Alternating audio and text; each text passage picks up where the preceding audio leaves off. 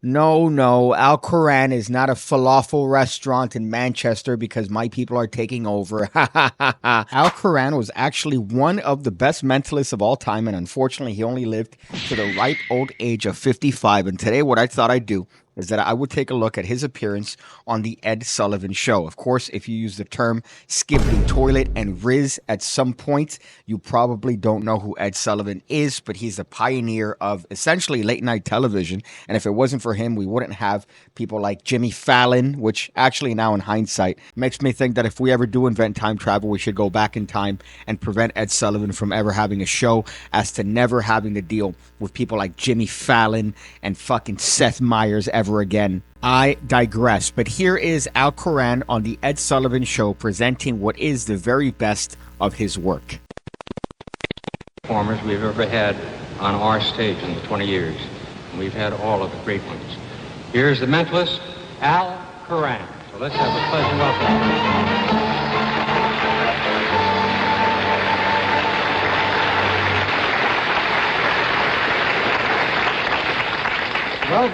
Well, good evening, ladies and gentlemen. I read people's minds, but don't let that worry you, because all you have to do is think about the things you always think about. Money.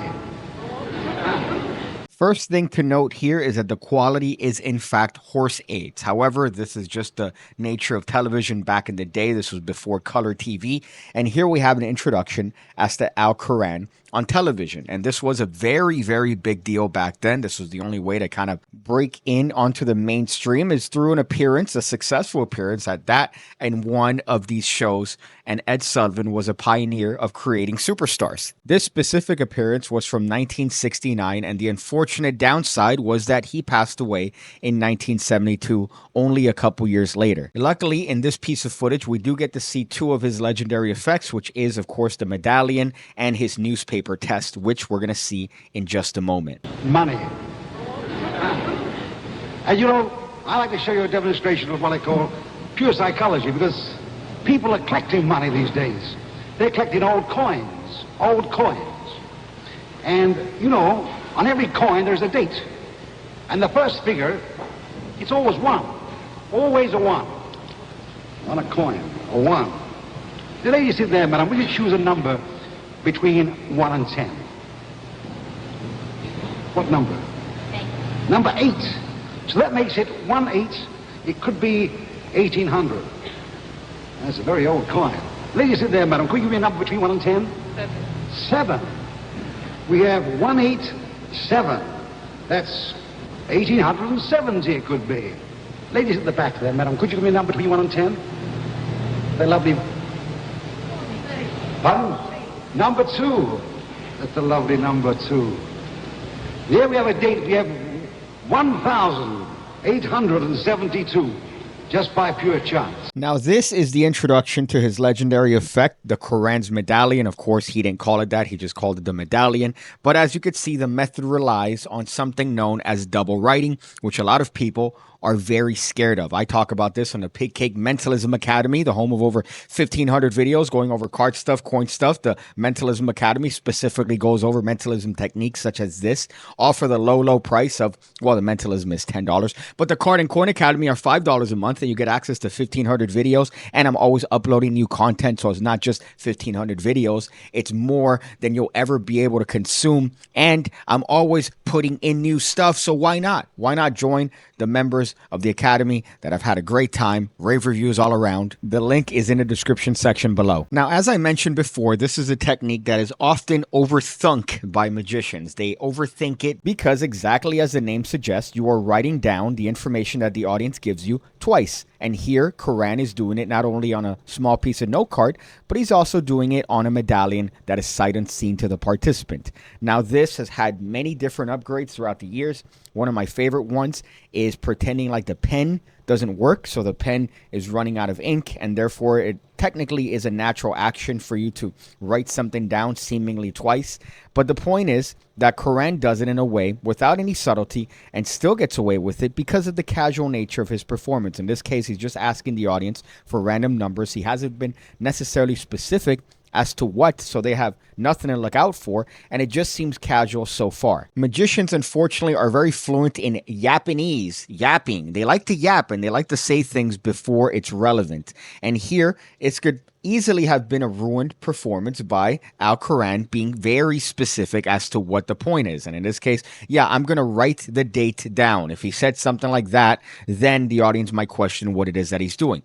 But just going around and asking random people for numbers and writing it down, it makes sense to write these things down. And you just see him casually putting numbers on a card. You don't necessarily know where he's going, and therefore you're not going to question. However, if you did know where he's going, that's when you would question it. Less is more, my friends, and specifically for an effect like this, you could allude to certain aspects of it. For example, he mentions the coin early on in the performance. He doesn't necessarily say anything about it while he's collecting the numbers, and that allows him to get away with things that a lot of magicians would tend to overthink. 1,872, just by pure chance. Now, would you like to step forward just a second? You mind? It's very interesting, believe me. Just step up here. It's very kind of you. Don't be shy. You see, we've made a date. 1872, that was a long time ago. But you know, in my pocket, what's your name, for the way? Elisa Davis. Elisa Davis. Elisa, I always keep a little black box, you see. Now, this effect, by its very nature, is extraordinarily bold. You are double writing a piece of information twice, not only on a note card, but also on a coin that is secretly palmed in your hand. And on top of that, you now have to load that coin into a box or some other place. And magicians overthink this way too much. You could see Al-Quran's handling is he just puts the coin in the box. There's no load. There's no special box. There's no gimmick. All he does is exactly what he needs to do, and he gets away with it in front of the audience without them thinking anything suspicious about it. It's a natural action. If you take maybe a special coin out of a box and you're going to show it to somebody, maybe you would open it first just to verify that the object is in there. It's a very natural and logical action. And magicians would overthink this, and they come up with all these other things, these gimmicks. You'll come up with a sleeve device that shoots the coin into the box. You don't need any of that. Look at how he casually takes the box out of his pocket. He then asks the participant what their name is. He puts the coin boldly inside of the box and recloses it, and then extends his hand out. I wouldn't even call it a load. He just literally takes the coin and puts it inside of the box directly in front of the audience, and they're none the wiser. In there, I keep an antique coin. It's a very beautiful thing, actually. It's an antique gold medallion. Isn't that beautiful? You can hold the box, but don't put your fingers inside. That's very nice. It is beautiful, isn't it? It's engraved in the center very beautifully, and round the edges is blue enamel. And engraved in the blue enamel, the sign of the zodiac. It's a beautiful piece, isn't it? Lisa, take out the gold medallion. One lady said 8, one said 7, one said 2. 1872. Read aloud. What's engraved in the back? What's the date? 1872. 1872, it really is. Thank you very much. Thank you.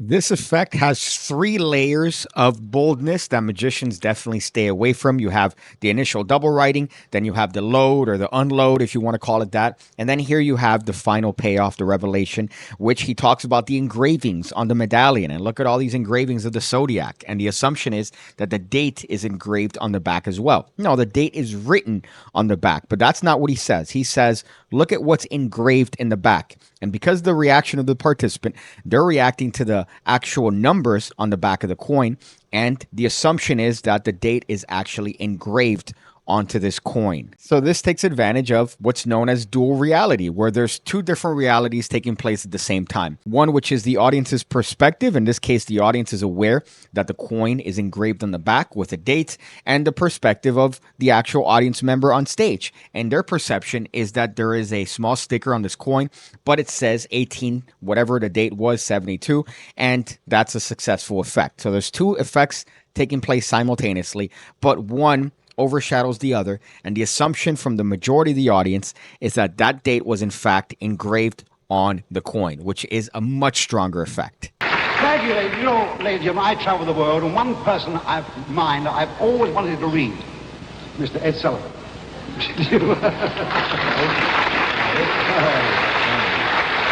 Mr. Sullivan, before we start, there's no collusion at all, is there? No, there's not. Not at all. None. If I can read your mind, I'm a miracle man. Yes.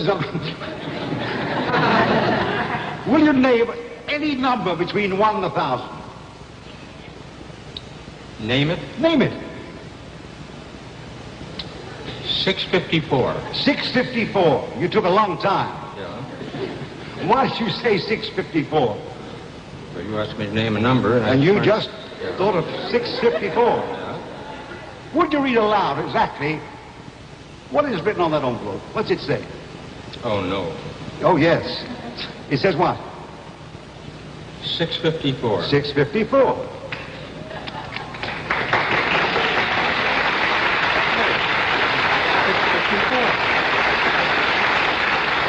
The boldness of Koran can't be understated. In this case, he's just doing a basic nail writer routine where he has the participant name a number, and that number happens to be, in this case, on the front of an envelope, which is going to be relevant for the latter portion of this effect. But what you could see here is a nice introduction to that, which is getting into the participant's mind. He showed that he could do it with various different random audience members, and here he's going to display that he could do the exact same thing with Ed Sullivan. Now, he's done writing the actual number by the time he turns the envelope around, and he very brazenly has it facing Ed Sullivan, which I think is a great touch. And despite it being a very simple effect to perform, it still gets a massive reaction. I would say a bigger reaction even than the entire Koran's medallion he just performed. And this effect is just essentially a throwaway right before he gets into his newspaper test. Actually, it's all in the mind. You realize that? That's all. That's fantastic.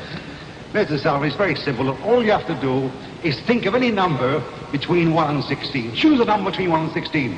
But don't choose the first number that comes in your head, because it could be psychological.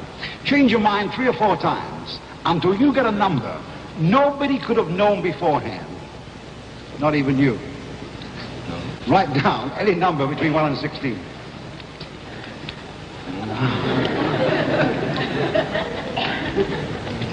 It doesn't matter because I have to sign the envelope. You don't mind, do you? That's to stop you changing it. All right. Because we also have one other thing. We have a sheet of newspaper. That's all there is, one sheet of newspaper. Again, bold is the play here for his newspaper test. He has the participant write down a number between 1 and 16, which is going to correspond to the torn pages in a moment. You're going to see it. It's going to make sense.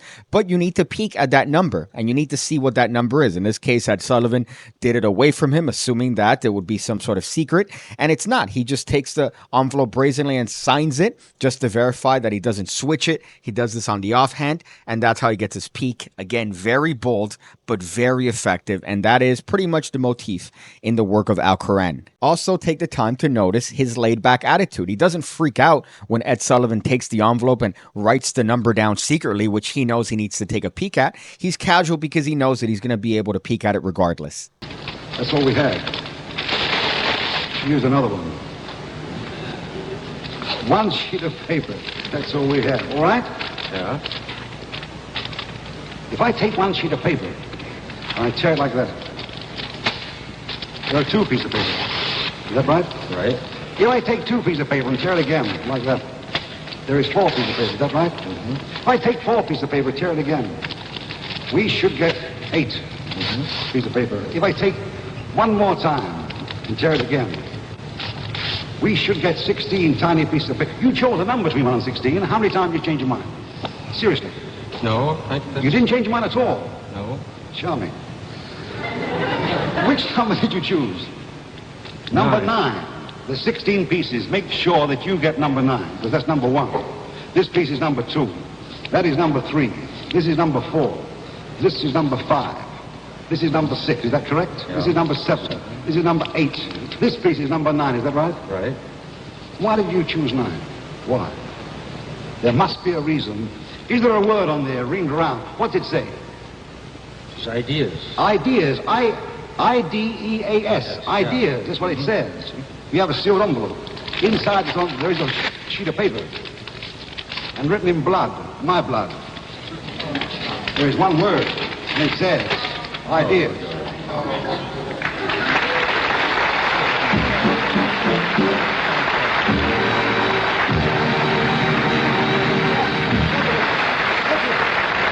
Now, his newspaper test has taken a legendary status for good reason. You could see how clear and how direct and open the effect is because he's just having a number named or written down by a participant. He deals to that number after tearing up a newspaper in several bits, and it's very fair and very open, and yet that manages to match the exact prediction that he had from before the trick even started. Now, I'm not even going to get into the method because the method is slightly complicated, but there are different alternatives, and a newspaper test is one of those classic demonstrations in mentalism where you are essentially showing the power of prediction. And the effect is typically that a word from a book or newspaper is chosen by a participant, and that happens to match a prediction that you had beforehand. Now, what is it that you did? Did you influence them to pick that? Did you somehow, through psychic means, know that they were going to pick that word? It could be presented in many different ways, but typically you see it done as a prediction style effect, as done here by Koran. And his method, I think, is one of the best. I have a little alternative that doesn't involve the mathematics in his method,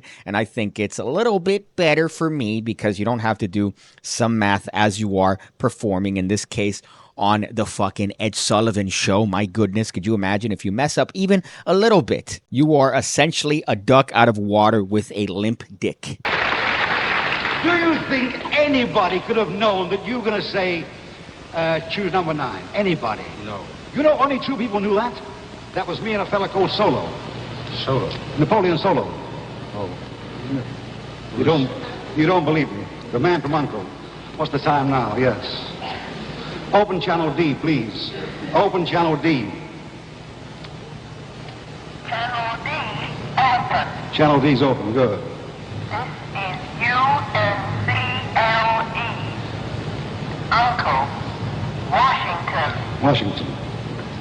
State your code number. I beg your pardon? State your code number. 006. Who do you wish to contact here? I want to talk to that fellow Solo, Napoleon Solo, please. Hold on. I'll put you through. Coming through now. Napoleon's egg? This is crazy. Hello, boy. How are you? All right, baby? This is Koran here. How are you? All right? Yeah. Where are you now? I'm on the Sullivan Show in New York. You must be joking. No, look, I've got Mr. Sullivan here. He's got a bit of paper. He chose number 9. Could you tell me what's written on the other side? On the other side of that paper, it says, the secret's in your foot. I beg your pardon? The secret's in your foot. The secret's in your foot. Over and out. Over and out. He said on the other side of that piece of paper, it says the secret's in your foot. Your What did foot. it say on the other side of the paper? What did it say there?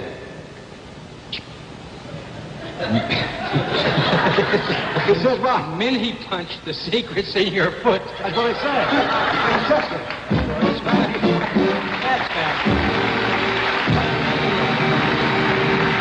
Now, Koran is obviously very much influenced by the spy craze of the 60s, 50s, and 70s. In this case, he makes a reference to The Man from U.N.C.L.E., which is a 60s television spy series, and a character in there, Napoleon Solo.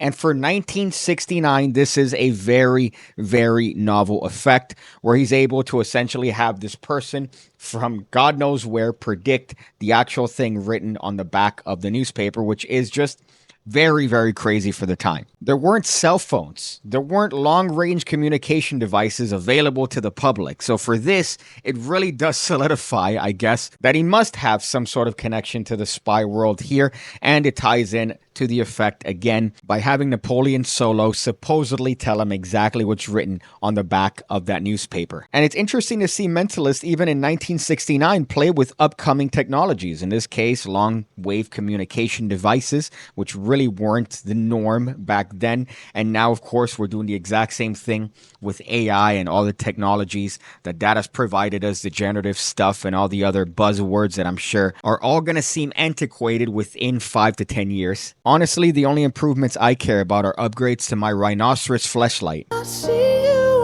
again, when I see you again, when I see you again, when I see you again, when I see you again, when I see you again, when I see you again.